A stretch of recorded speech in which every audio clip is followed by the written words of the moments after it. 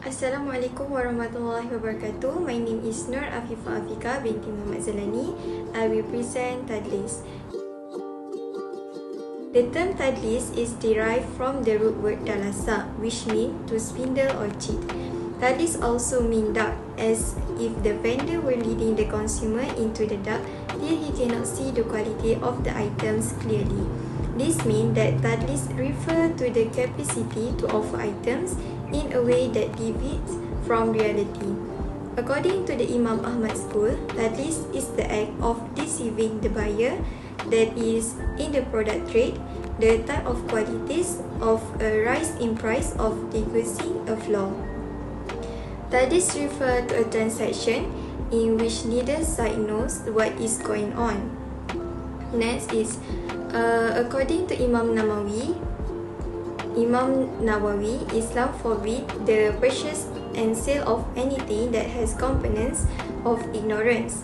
Every transaction in Islam must be founded on the idea of voluntariness between both parties, and both sides must have the same knowledge or full information so that neither party feel duped. Evidence related to the action of Tadlis. Al-Quran from Surah Al-Baqarah verse 188, meaning, and do not consume one another's wealth unjustly or send it to the rulers in order that they might aid you to consume a portion of the wealth of the people in sin, while you know it is unlawful. This will convey the overall concept of fraud, in which Allah subhanahu wa ta'ala forbidden Muslims from wrongfully consuming the riches of others. As a result, all action that lead to such an activity are considered fraudulent. Islam forbids all form of dishonesty and fraud, whether in the context of buying and selling or in any other affair between individuals. All Muslims are exhorted to be truthful and honest in all situations and in whatever they undertake. Next, Hadith. According to Al-Hakim and Al-Bayhaqi, Prophet Muhammad SAW once said in a hadith, it is not permissible to sell an article without making everything about it clear, nor it is permissible for anyone who knows about a defect to refrain from mentioning them. The Prophet's interest was piqued once when passing by a grain seller. He dipped his finger into the grain stack and discovered it was moist. He inquired, "Why is this, O Mashaykh?" The man said, "It is because of the rain." The Prophet ﷺ then addressed him, saying, "Why didn't you place it on the top so that everyone could see it? He who lies to us is not one of us." And then the Prophet Muhammad ﷺ banned vendors from concealing any flaws in commercial transactions. In this hadith, the act of sellers concealing faults may result in fraud and unfairness. That is why in the past, Muslims religiously added to the principle of disclosing flaws in the product they sold, stating the truth and providing sound advice. Types of Tadlis. First, Tadlis in quality. Tadlis also involve concealing defects or defective items that do not meet the expectations of both merchants and customers. Rasulullah SAW prohibited the trade of 2 bags of good dates for 2 sacks of poor dates, stating, "Sell bad dates, obtain money. Purchase good date with your money." Good quality dates have their own market, while bad quality dates have their own market as well. Buyers are unable to discern between low quality and those with higher qualification. Only the vendor is aware of the eligibility of the goods that he offers. Second, Tadlis in quantity. Tadlis quantity fraud includes selling a little number of products for the price of a large quantity. For instance, imagine selling garments from a single container.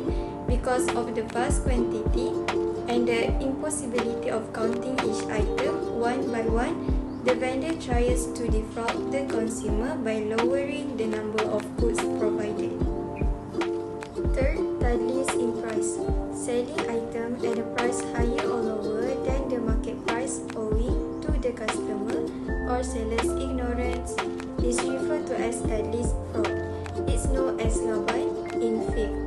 For example, cheating a foreigner by putting a high price on him. The foreigner paid it sincerely, but the transaction remained illegal because the seller had deceived the buyer, even though both parties has conceded the transaction.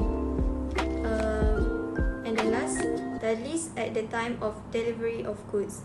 Tadlis, fraud in numbers, quality and price is illegal, and it is Tadlis at the time of submission. In this scenario, an example for Tadlis would be if the seller knows he won't be able to ship the proper items at the given time, yet he commit to deliver the goods on time. Effect of Tadlis. Tadlis is a transaction in which one participant is unaware of anything, not know the one party. In Islam, any transaction between two parties must be found on the concept of voluntariness, and both parties must have the same information and complete information, so that no party feel duped or fooled because one party is unaware of something. Recently, there have been many cases of online fraud. In addition, the existence of online business that makes it easier for scammers to find their victim. This is because they do not have to face to trade. The first effect is that the likelihood of getting the goods in good condition is low. This is because the items stated online are not necessarily what the buyer will get as stated. There are also cases when the goods have reached the hand of the buyer, the goods are damaged and not used. The agreement that takes place between the seller and the buyer is also not clearly stated. This will cause misunderstanding with each other and will give disadvantage to one party. During the agreement, the buyer has to discuss in detail the goods to be purchased, and the seller has to fulfill what has been promised in the agreement. It is preferable to negotiate an agreement before the ijab kabul between the buyer and the seller. Wherein, if something is damaging to one of the parties, particularly the buyer has the right to swap the damaged goods.